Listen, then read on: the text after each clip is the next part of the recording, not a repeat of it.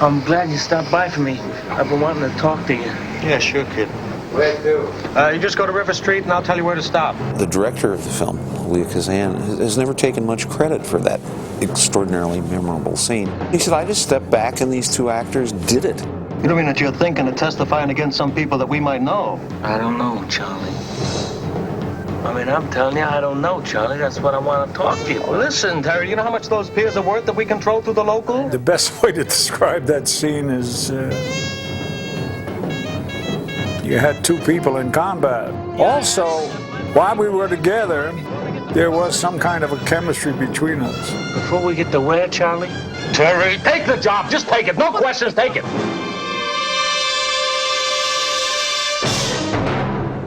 Everything in the movie was compressed, so to speak, into that scene. And then what makes it so extraordinary is the choices. The choices that were made by Brando and by Steiger and by Kazan in that scene are amazing.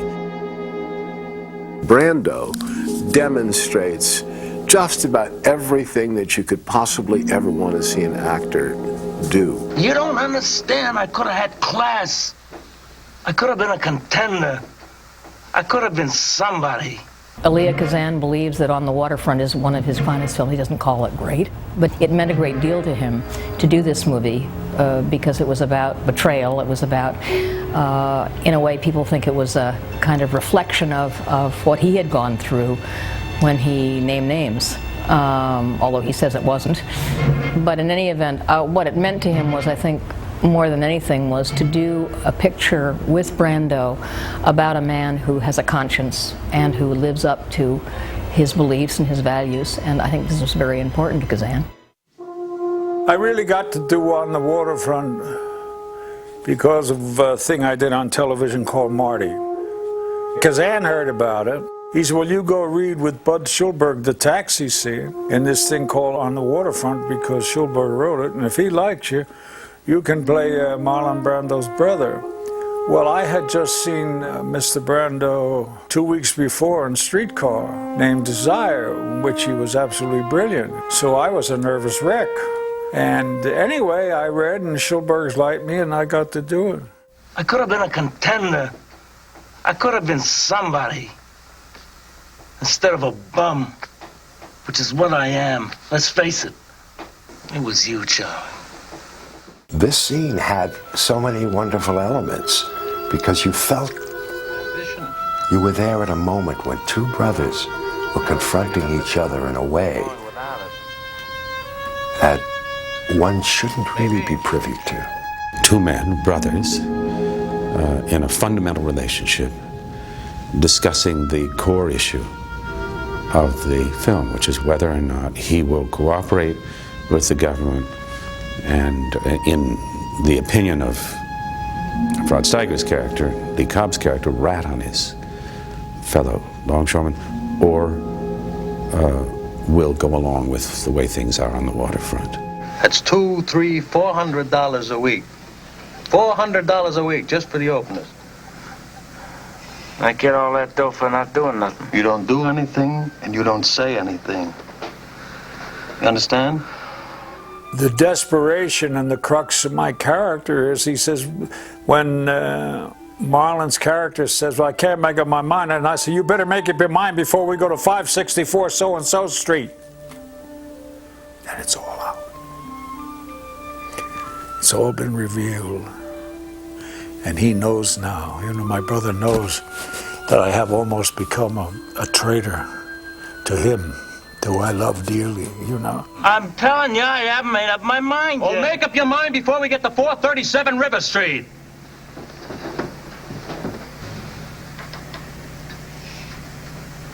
Before we get to where, Charlie? I'm trying to do the impossible, which is to convince my brother, who is right, to do something wrong, to the point that I take a gun out. And only when I take the gun out and see the gun in my hand, and he pushes it down with his hand, do I realize how much these ambitious dreams have poisoned my relationship to my own brother even. And thank God I did, otherwise I would have shot him. What Steiger does is takes from Brando the fact that Brando refuses to be either intimidated or angered by that gun. And when that happens, Charlie is completely disarmed, not just by the fact of the gun, but he's disarmed emotionally. And you notice what he does in the scene? He sits back. And for the rest of the scene, he more or less sits back staring into the future. The future, of course, includes his death now, because he can't deliver. And his performance is as remarkable as Marlon's, and as truthful as Marlon's, and I'm sure it came from Marlon, just as Marlon's performance came from Steiger. How much you weigh, Slipper? And you weighed 168 pounds. You were beautiful. You could have been another Billy Kahn. The choices that were made by Brando and by Steiger and by Kazan in that scene are amazing. Think about the scene for a moment. It could have been a typical scene of gangster conflict. Brother pulls a gun, says, "You're not going to testify." He says, "I don't know if I'm going to testify now." They could have fought each other in that little back seat, and it would have been like every scene you've ever seen on that subject. Instead, it was like no scene you've ever seen on that subject. What was it? It was a love scene.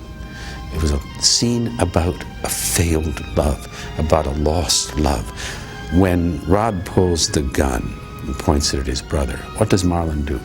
Every other actor alive would have made a different choice. He would have pushed it away. He would have argued with him. He would have been angered at him. He would have been furious. What does Marlon do? He takes the gun as he would take Eva Marie Saint's hand in a love scene and pushes it away. He says, "Oh, Charlie." Terry, take this job, please. Charlie. Please take it. Charlie. And when he says, "Oh, Charlie," it is heartbreak, not anger. It's the loss of this relationship, which is the only thing this poor, beaten man had left. And he pushes it away. It's heartbreaking because it's about a guy, a young boy who looked up to his older brother, the way in which all human beings look up to someone to guide them, to protect them, to look after them, to teach them, and then are disappointed by them. You was my brother, Charlie. You should have looked out for me a little bit. You should have taken care of me just a little bit so I wouldn't have to take them dives for the short-end money. Well, I had some bets down for you. You saw some money. You don't understand. I could have had class. They are saying things to each other, or at least Terry, Marlon's character, is saying things that he's never said before. He could have been somebody. No, it was you, Charlie. It was you. I mean, that kind of an accusation, that kind of stuff coming up from his insides, basically saying, "You ruined my life. I trusted you and you let me down." And that's an enormously meaningful moment, particularly when played by two rather exceptional actors. The love of a brother conquered. And there's no doubt that behind it all was the love of his brother, otherwise he would have shot him. Because what happens? What does it mean when he doesn't shoot him? He's gonna get killed. He knows that. So if you want to talk about how much you can love a brother, that's about as far as you can go. That kind of love, yeah. And you find him hanging on a hook later on, my character. And he knew it. And there was no way he could get away, you know. So if you want to say it was a sacrifice of brotherly love, Okay.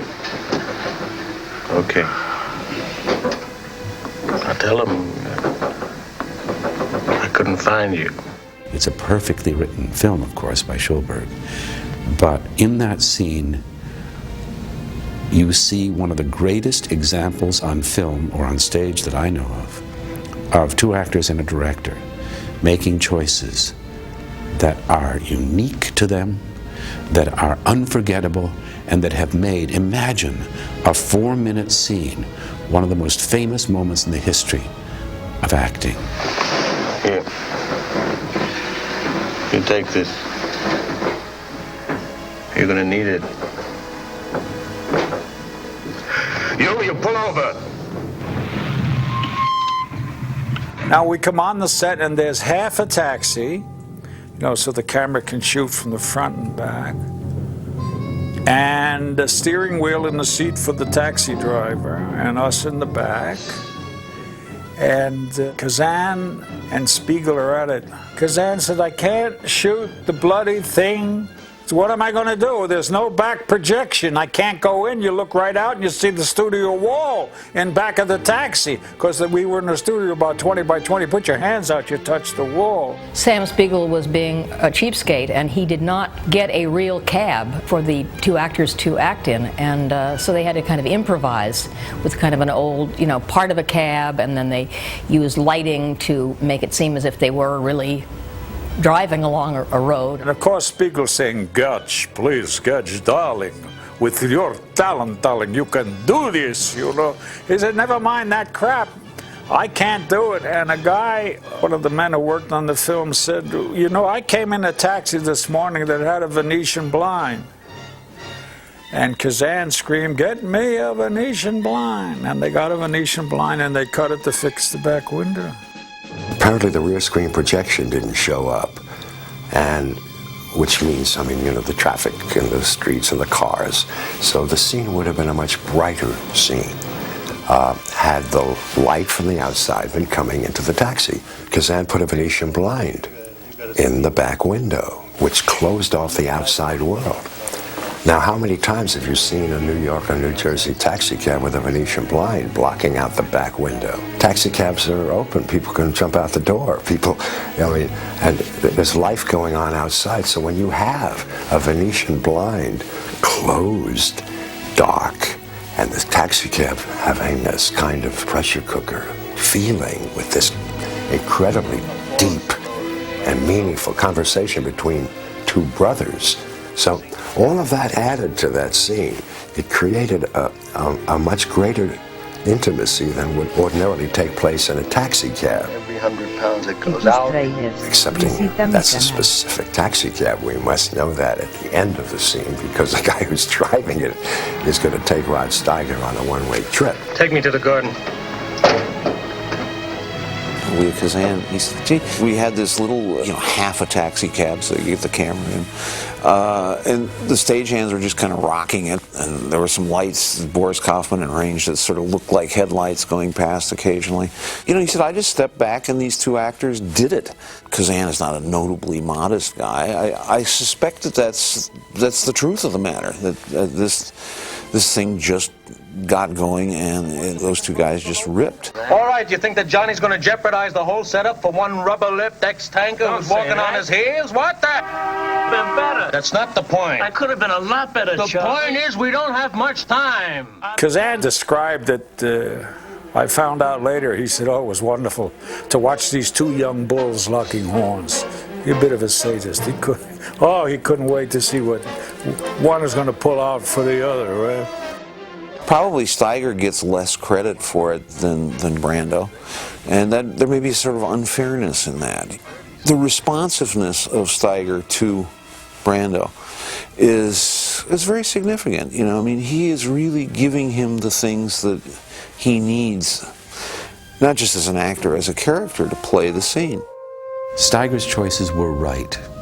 He could, when his brother refused to cooperate with the mob, have been threatening. It could have looked like a Jimmy Cagney scene. Jimmy Cagney's an okay actor, nothing wrong with him, but it would have been different. But what he got from Marlon, he used. Marlon's sorrow, when he began it with, oh, Charlie, immediately caught Steiger. Oh, Charlie.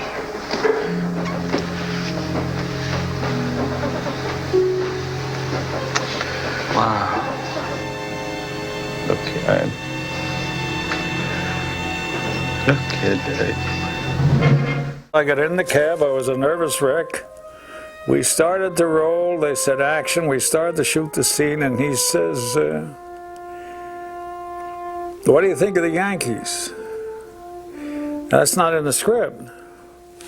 But we both come from the same kind of training. I said, well, maybe he's leading up to something. I said, I think they're all right. He said, well, I was wondering how they do. I said, well, I don't know. You know, I don't understand you. And when you're in a situation like that, you merely have to say what you're thinking within the framework of what the playwright has created. I said, I don't understand you, which was true. Our father, we came from Brooklyn, if you remember, and he used to break our rear ends to go see the Dodgers. We got sick of eating too many hot dogs. Cut. Okay, now I'm a nervous wreck. I said, well, maybe he's looking for something. I don't know. So he says, they roll again, and he says, well, how's Mom? That's not in the script either. Brando had disagreed with certain things in the scene, and that's why he was improvising so much. And finally, he and Schulberg supposedly did have a talk where he told him why he disagreed with certain things about the scene, and one of them was he didn't feel that he could talk to his brother calmly with a gun stuck beneath his ribs. So Kazan told him, do something, improvise on that, and he did by gently pushing the gun away and saying, oh, Charlie. Then I remember Kazan's voice saying, Buddy, stop the crap. Buddy was Marlon's name for close friends, was Buddy. And then we shot. We did a two-shot, which means the both of us. Then they did a shot over my shoulder on him during the scene. Then they turned around and they're going to do a shot over his shoulder on me doing the scene. And I'm sitting there and said, what happened? And Kazan said, I let Marlon go home. He said he was tired. Had to see an analyst. Well, I couldn't believe this because this is probably the worst thing you could do to a so-called colleague, you know. And I was tears in my eyes almost, because also at that time one of our strongest father images was Elia Kazan. And I couldn't believe. So I did the scene with the continuity guy, Guy Tomajan was his name, reading Marlon's part. Steiger never knew that he was leaving for the analyst appointment. He'd left every afternoon at 4 o'clock to see a shrink, and I think it got Steiger pretty angry at the time. I think if I have to be honest about it, which I hope I am, what happened then was, you son of a bitch, I got a little bit of talent, I'll show you too. And I did my part. You could have been another Billy Kahn. That skunk we got you for the manager, he brought you along too fast. Here is a classic example, in my mind, of one of the greatest sources of creativity, which is terror. You're frightened to death, you cannot do it. And if you have some kind of talent, somehow you do it, and not only that, but all the energy of fear gets into an energy of creating, and you do it made it better than you could have ever done in your life. Now maybe that's what happened to me in the back of the taxi. I was lost, frightened, hurt, embarrassed, but I had to do it. So he might have helped me by going. I mean, I wish he stayed there, because we might have found a lot of other things. It was an unhappy experience for him in many ways. He was going through a lot. His mother had died recently. He was deep in analysis. He was very depressed. He didn't think he was very good, you know. He did not like himself in this movie when he first saw it. Kazan showed a rough cut of the movie to Leonard Bernstein, who was going to do the score, and he asked Brando and Carl Malden to come and watch. And during the movie, Sam Spiegel was constantly saying, you know, it's not very good. It could be much better. And Kazan was saying, it's great, it's wonderful, shut up. And Brando didn't say anything. And when it was over, he left without commenting. And Carl Malden ran after him and said, what do you think? Don't you think it's great? And Brando said, in and out, in and out. He did not think he was that good. He never did. The thing that really makes, in some ways, Brando so extraordinary is that he is, on the one hand, the ultimate male, macho, tough guy. And on the other hand, he is the ultimate female. He is so soft and sweet and vulnerable. And he manages to keep the male and female going at the same time throughout the movie and throughout the performance. And that's a balancing act that is so hard to do. You gotta get a little fun out of life. Periodically, Marlon calls me to tell me he doesn't want to be on Inside the Actors Studio because he won't do television. And we talk for 45 minutes. They're wonderful phone calls, but I was asking, why are you calling me if you don't want to be on it? Anyway, we talk. And at one point he said to me, why do you want me on Inside the Actors Studio? And I said, do you want an honest answer? He said, of course. I said, because you're the best actor I've ever seen in my life. And I said, I'm not talking about the movie Streetcar and On the Waterfront and Viva Zapata. I saw you on the stage in Streetcar. I saw you in Truckline Cafe. I saw you in your first Broadway appearance in I Remember Mama. And I said, during the first act, I was very nervous. All of us were in the audience. I thought, this guy doesn't know his lines. Something's wrong. He's not like the rest of the cast. But no, during the third act, I decided something's going on. This is the beginning of a new kind of acting. That was the first time I saw Marlon Brando. Both actors were trained at the Actors Studio, which, by the way, Kazan started. And one of the tenets of that sort of training, which was the method as it was derived from the Moscow Arts Theater started by Konstantin Stanislavski, is that you always do everything as an actor within the given circumstances that you are presented with in the material. One of the most important aspects of method acting is the attempt to be as real and truthful to the individual self. It's a revolt against layering on some surface element that is somehow not genuine. Another aspect that all schools of the method or the Stanislavski system use are various forms of improvisation. They're very open to the accident of the moment. There is a scene in On the Waterfront that illustrates this very well. A scene between Marlon Brando and Eva Marie Saint, where he's walking with her and clearly interested in her, and at some point she accidentally dropped a pair of gloves she was holding. And he picks up the gloves, and before he hands them back to her, he's handling them. He even puts his hand in them. And suddenly this simple little action becomes very revealing of his feelings towards her, some aspects of his own personality, the tough outer guy and the sensitivity within.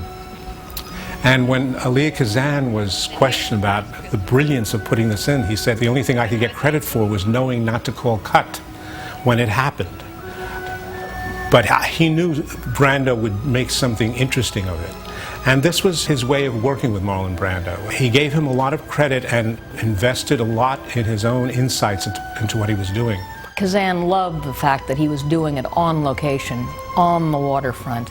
He loved doing things on location because it was real, it was gritty, it was, the weather was terrible. He was glad, actually, that it was so cold because he said it made the actors seem more human. They were freezing cold. Kazan recognized in Schulberg, and Schulberg in Kazan, the possibility of that kind of collaboration, where Kazan could design a movie as a director that was perfectly crafted to the way in which Schulberg was writing, the way in which he wrote On the Waterfront, that spare but often poetic dialogue. And the result is this nearly perfect motion picture in which there is an absolute harmony between the intentions of the playwright, in this case the screenwriter, the overall direction of the director, Kazan, and the in-the-moment belief of every second, every frame of this film by the actors. Got the fattest beers and the fattest harbor in the world. Everything moves in and out, we take our cut. I want to know who killed my brother! You got a real friend here. Don't forget it. Yeah, thanks, Johnny. Listen to me. You stand up and I'll stand up with you. What are you going around with his sister for? Just shut up.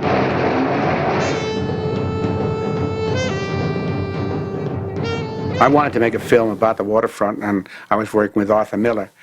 on a film about Red Hook, about the waterfront in Brooklyn, and for various reasons, pressures, political pressures, and one thing and another, that broke up. And I still was determined to do it. I thought it was exciting. I was reading about it all the time. I saw it all the time.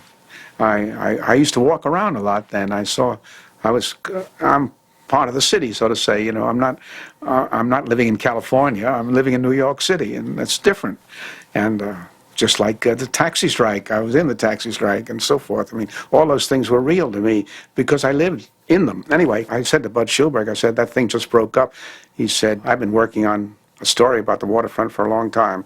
And he had these articles by Johnson and so forth, and he let me read the script, and I thought the script could be helped, and we worked on the script together. We'd also met a fellow in Hoboken, in whose house we had dinner several times. His name was Tony Mike, and he went through the exact same experience. So I got to know him, and he would tell me about what he went through and what he felt, and the scorn thrown at him. And I'd had a good deal of scorn thrown at me in those years, so I was hefty. I could take it, and he too. But he was tough. He was ready to fight all the time, and that helped me a lot. Seeing this man that went through the whole damn thing that On the Waterfront was about, and it was in a fury about it. So it was a great experience all along. I used to hang out in Hoboken, but not like Bud did. Bud was there all the time. Bud lived there. I mean, it was a great, great writing experience for me to watch him put that film together. Bud was great. He never stopped work. He never stopped work. And I said to him, this is just the thing for Zanuck. This is right down Zanuck's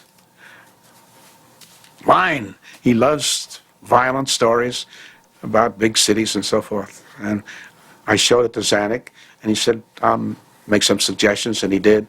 And then one day he called us into his office and said, I'm not going to do this, I don't like it. And in came a terrible, terrible guy that I'm not very fond of now, named Sam Spiegel. And he was down on his uppers. He was broke. He had trouble. He needed something that paid him producer expenses and so forth. But he also needed something to do. And Bud came into my office. We were also in the same hotel. Fox was still paying our expenses. And Bud said, he's going to do it. I said, no, you're kidding. He said, no, he's going to do it. He means it. So then we spoke to Sam and said, I'm going to do it right away. He said, let's go to New York. So we went to New York. Well, Sam drove Schulberg crazy. And he said, let's open it up again. Let's open it again. Let's re-examine it. Let's see if we've got it right. And he worked on that script, thinning it down and tightening it up. And Bud was great. He never stopped. And between them, they worked like hell. And I think, although they had a lot of antagonisms, I tell the thing in my book, but I'll tell it again too. One night, Bud was living in the country in Pennsylvania, and one night his wife woke up about 3:30 in the morning and looked in the bathroom, and Bud was shaving. And she said, Bud, what the hell are you shaving for at 3:30 in the morning? He said, I'm going to New York. She said, what are you going to New York for? I said, I'm going to New York to kill Sam Spiegel. He was that mad at him, you know. He did go to New York, but he never killed Sam Spiegel. Sam Spiegel was a very tough guy. Tough because, I guess, of his experience in Europe, because he just escaped with his life, I imagine. And he kept at it, and Bud kept at it. And then we were lucky enough to get Marlon in it. And so we made a film that is, from the point of view of a screenplay, I think perfect. It's a wonderful screenplay with a wonderful actor, and it worked out well. Also, by then, I was trained to work with people on location, and I enjoyed it. I enjoyed the longshoremen. We had longshoremen extras. I liked them a lot. And I used to have a bodyguard, but only once was it necessary. One fellow was going to punch me out, but my bodyguard came up and pushed him against the wall, and that was settled. It was a great experience for me because I was on my feet all the time in the city, and I think from that point of view, it's as close as I ever came to making a film exactly the way I want. It was a cold winter, and we were shooting it in the winter. And as we went along, it was more and more into the winter, more and more cold, and rain, and we never stopped shooting. And we had these great barrels there, and people would break down boxes, and the longshoremen throw them in the thing. We had hot boxes all the time. And Brando, sometimes I had to go in our hotel. I find what it's called, the Majestic Hotel, some phony name. I had to go in and drag him out because it was too cold out there. He's not very hardy in some ways. And also the cold helped the actors' faces. They looked a certain way. They were sunk in here. They didn't have this lovely flesh of success that leading men and act in Hollywood have. The dimpled, pink, beautiful complexion. They were miserable-looking human beings, and that includes Brando. And Eva Saint was perfect, just a thin little, seemingly undernourished Catholic girl, over-proper Catholic girl. It really was terrific cast. But when I think back on it, it was Bud's persistence and Spiegel's insistence that helped make that movie, and what Brando contributed to it. Just externally, he's very gritty.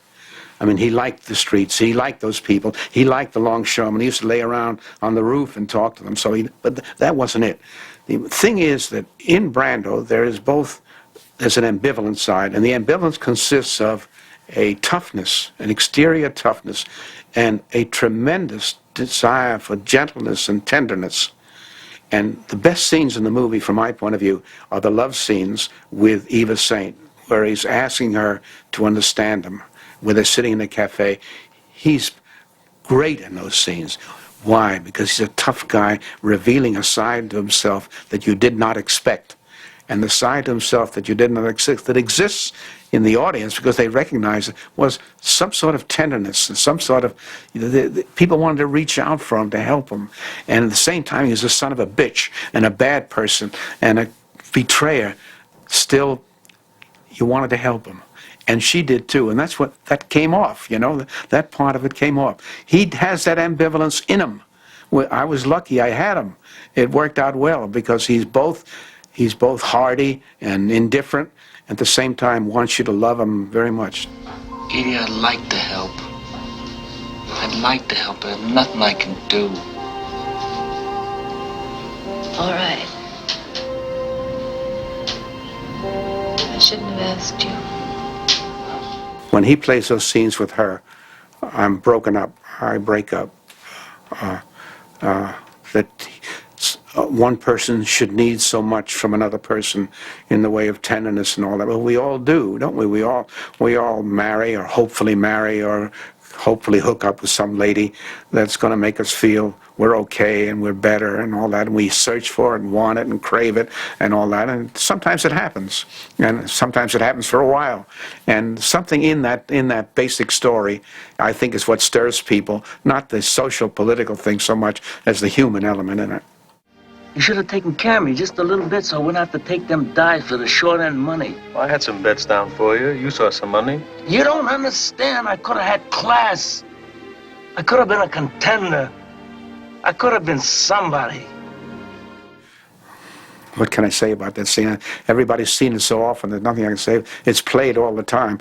I'll say this, that I think the two actors made it. I didn't do any directing with it. I mean, believe it, it's true. I mean, I'm not a falsely modest man, but we had a very bad thing from Spiegel. He didn't get us a set. We only had a shell of a taxi cab. We had a good cameraman, he solved that, but we came there and at 11 o'clock in the morning. We were very discouraged. So I just put the two actors in the back seat, and he flicked some lights on, and we had a little sound effect. And then they acted the scene, and they knew the characters by then. They liked each other, Rod and Marlon, and the scene just rolled off without, I mean, it sounds falsely modest, but it's not. I didn't really direct the scene. They did it. They made the scene, those two men. And it's a big lesson, if you get to a certain point with actors, they know what the hell they're doing, and the script is right, the scene is right. How are you going to beat? I could have been a contender. You can't beat that line. It is a wonderful line. That's Bud's line. And Bud wrote the scene beautifully. I don't understand how people caught on the waterfront that fast, because it didn't have a lot of publicity at the beginning. And I went down the morning it opened, and there were 100 people in line. I don't know who the hell was in line. They may have been the hoodlums that heard about it out in Hoboken. But I don't know. There they were. And it was just an enormous success immediately. And I'm not sure it was because of what the papers wrote about it.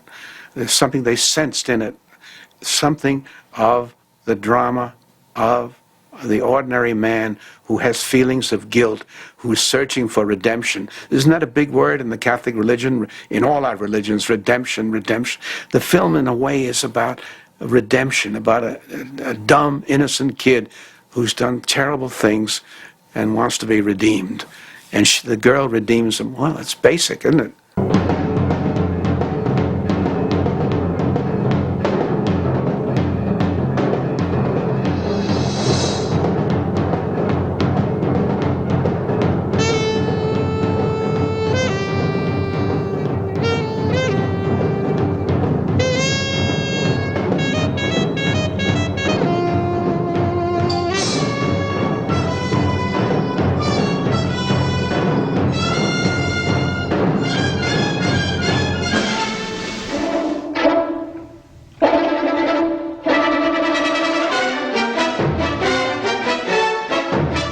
Everything moves in and out, we take our cut. Why shouldn't we? If we can get it, we're entitled to it.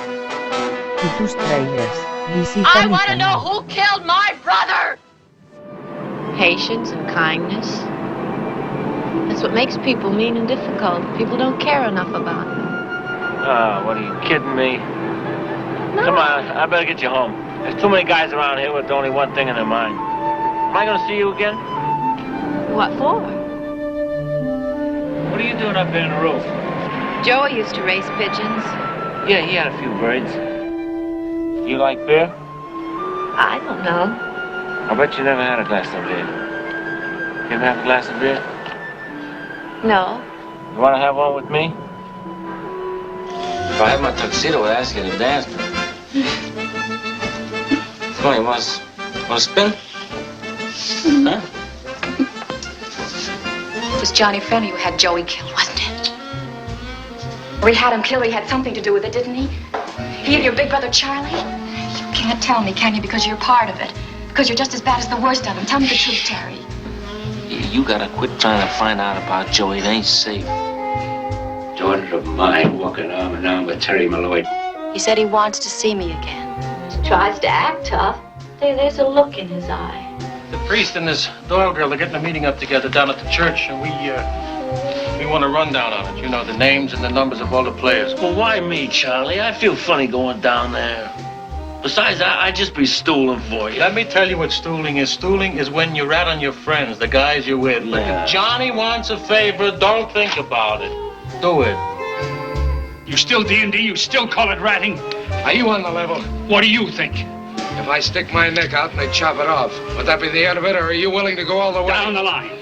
Listen to me. You gotta listen to me. Wait a minute. I'm the one that set Joey Doyle up for the knockoff. Suppose I knew a guy that knocked somebody off. You think I ought to turn him in? You mean Holla Cop? Are you kidding? He was a golden warrior once. There's more to this than I thought, Charlie. I'm telling you, there's a lot more. You don't mean that you're thinking of testifying against some people that we might know? I don't know, Charlie. I want you to stay away from me. I know what you want me to do, but I ain't gonna do it, so forget it. I don't want you to do anything. You let your conscience tell you what to do. Shut up about that conscience. That's all I've been hearing. They got Charlie. Terry, I'm frightened. Let's get out of here, please. First Joey and then Dugan. And now Charlie and next... Please, Terry, someplace where we can live in peace. I'm gonna take it out of their skulls. You want to hurt Johnny Friendly? Huh? You'll fight him in the courtroom tomorrow with the truth. As you know the truth. You're dead on this waterfront and every waterfront in Boston and New Orleans. You're dead! Take it easy. Dead! That's because John Friendly warned you not to. You're going down there.